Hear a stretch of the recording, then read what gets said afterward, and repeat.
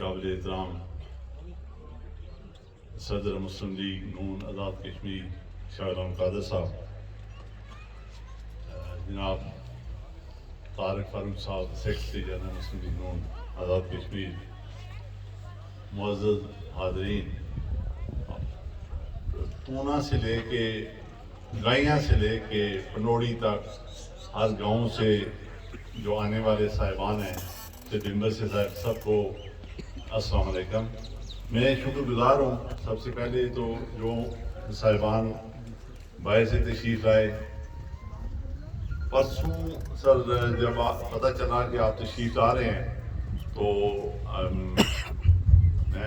میں نے بھی ریکویسٹ کی، روانی صاحب نے بھی کی، تو آپ کا شکریہ کہ آپ تشریف لائے۔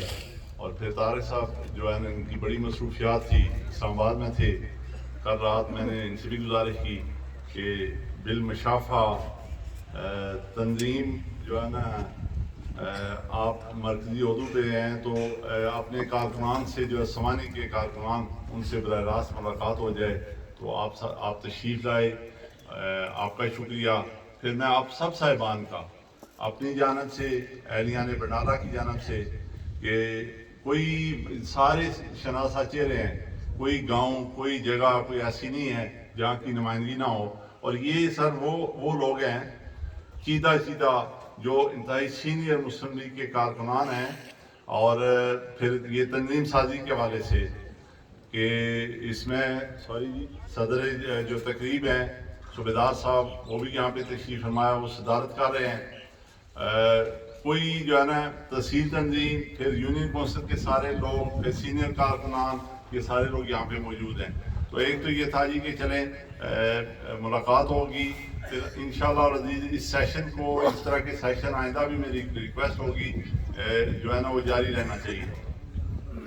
سر یہ جو آپ کو چہرے نظر آ رہے ہیں، یہ 25-30 سال سے یہ ان کو ہرایا جا رہا ہے، لیکن ان کے چہرے آپ دیکھیں پورے جوش و جذبے سے، بالکل کوئی اس پہ جو ہے نا ملال نہیں ہے۔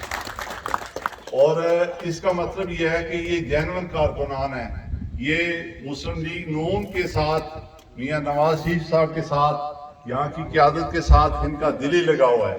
اور یہی وجہ ہے کہ جہاں جب بھی حکم ہوا، جس کو بھی ٹکٹ ملا، تو یہ 15, 16, 18 ہزار ووٹ انہوں نے کسی کے کہنے کے بغیر اس کو ڈال دیا۔ یہ اس طرح کے جینون لوگ ہیں۔ لیکن بدقسمتی ہے کہ یہ جو آر ہے، یہ کارکنان کی آر نہیں ہوتی تھی، اس میں اپنے بھی ہوتے تھے، بیگانے بھی ہوتے تھے، مقامی بھی ہوتے تھے، قیادت بھی ہوتی تھی، یہ سارے لوگ اس میں شامل ہوتے تھے۔ بڑی بدقسمتی ہے۔ چلیں آئندہ ہم اس کو دیکھیں گے کہ جو قیادت کا جو کام ہوتا تھا، جو اس کے شاید ہماری بھی کمی ہوگی، لیکن جو ان کا کام ہوتا تھا شاید وہ بھی پوری طرح سے انجام نہیں دیتے تھے۔ یہاں ایسا بھی ہوا ہے کہ ٹکٹ کسی اور کو دیا گیا، حکم کوئی اور آتا تھا جی کہ فلاں صاحب کو آپ جو ہے نا ووٹ دے دیں۔ بدقسمتی یہ تھی۔ پھر جب حکومت یا پارٹی اقتدار میں ہوتی تھی، فنڈ کی تقسیم کا معاملہ آتا تھا، تو اس میں بھی شاید مس مینجمنٹ ہوتی تھی کہ براہ راست کچھ بے شمار لوگوں کو دیے جاتے تھے۔ اگر براہ راست دیے جاتے ہیں تو پھر ان کو الیکشن والے دن آپ پہلے بھی ان سے حساب لیں کہ کس کو وہ فنڈ دیے جا رہے ہیں۔ پھر اس میں الیکشن والے دن بھی حساب لیں کہ بھائی آپ کو ہم نے فنڈ دیے تھے تو اس جو ہم نے ٹکٹ جاری کیا، اس ٹکٹ کو ووٹ دیں۔ لیکن اس وقت شاید یہ صورتحال نہیں ہوتی تھی۔ لوکل بھی ایسی صورتحال ہوتی تھی کہ وہ تالی جو کہ دونوں ہاتھوں سے بجتی ہے، کہ وہ کیا کہتے ہیں، طارق صاحب کیونکہ شعر و شاعری سے بڑا ان کو لگاؤ بھی ہے، تو وہ کہتے ہیں کہ دشمن بھی وہ سمجھا، سانوں بھی مرنا بڑا شوق تھی کہ ہم بھی جو ہے نا وہ بھی گروپوں میں بٹے ہوئے تھے، ایک دوسرے کو فتح کرنے کے چکر میں ہوتے ہیں۔ یہ نہیں دیکھنا کہ جماعت کے صورتحال کیا ہے۔ سیاست آج کل جو ہے نا وہ ایک تو ویسے بھی سیاست ایک گیم ہے، پھر سیاست زندگی کے لیے ضروری ہے، علاقے کے لیے ضروری ہے، نئی نسل کے لیے ضروری ہے، لیکن اس کو بھی ہم نے بھی مذاق بنا دیا کہ سب نے مل کے، کوئی 4 سال بعد آ جاتا ہے کہ میں جو الیکشن لڑوں گا، میں الیکشن لڑوں گا۔